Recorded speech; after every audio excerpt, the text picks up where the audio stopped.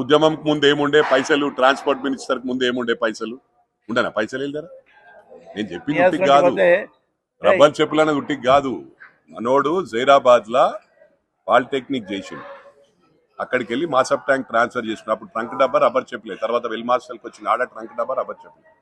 ఉట్టికి నేను ఎందుకంటే నాకేం శ్లోక అంటే రబ్బర్ చెప్పులు వేసుకుంటోళ్ళు ట్రంక్ డబ్బా వేసుకుంటోళ్ళు తక్కువ అని కాదు, అప్పుడు అట్లుండే ఇప్పుడు ఎట్లా వచ్చినాయని అంతే అక్కడ క్వశ్చన్. దానికి ఏం చిన్నతనం కాదు, డిగ్నిటీ ఆఫ్ లేబర్. ఏ పని నేను కేటీఆర్ కూడా ఎందుకన్నా డిష్ వాషింగ్ చేసిన అమెరికాలని, మరి అటువంటి ఇలా లక్షల కోట్లు వెళ్ళిపోయారు. ఫామ్ హౌస్లు, ప్రతి మాల్ల పార్ట్నర్షిప్, ఇవన్నీ మనం గమనించాలి కదా.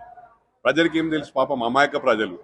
టైంకి ఏదో ఇస్తారు, 1000, 1500, 2000 ఇచ్చి ఓట్లు వేయించుకొని ఎట్లా చేసుకోవచ్చు. మనకి లీడర్లు అవసరం లేదు, ఒక ఆర్గనైజర్ అవసరం లేదు, ప్రజలకు పైసలు ఇచ్చి ఓట్లు వేయించుకోవచ్చు అని కేసీఆర్ గారిది. అది రివర్స్ అయింది. లేదా డబ్బులు కాంగ్రెస్ అభ్యర్థుల దగ్గర డబ్బులు ఎక్కడుండే? మొన్న ప్రజలు మ్యాండేట్ ఇచ్చిండ్రు, ప్రజలు గెలిపించిండ్రు, అక్కడ డబ్బులు పెట్టి గెలవలే ఎవరు కాంగ్రెస్ అభ్యర్థులు. ఇప్పుడు మేమే 2 సీట్లు ఆగమైపోతాం, వేడికెళ్ళి పెడతాం అన్ని పైసలు. 2 సీట్లు అట్ ఏ టైం ఫైట్ చేయాలంటే మజాక, రూపాయి ఎక్కడ తీసుకోలేము కదా, మా సొంత ఫండ్స్. వాళ్ళు పెట్టినంత మేము పెడితే ఆగమవుతాం, అన్ని అమ్ముకోవాలి ఉన్నాయి. పెట్టకుండా మాకు ఓట్లు వేసారు జనాలు, దట్ వీఆర్ హ్యాపీ.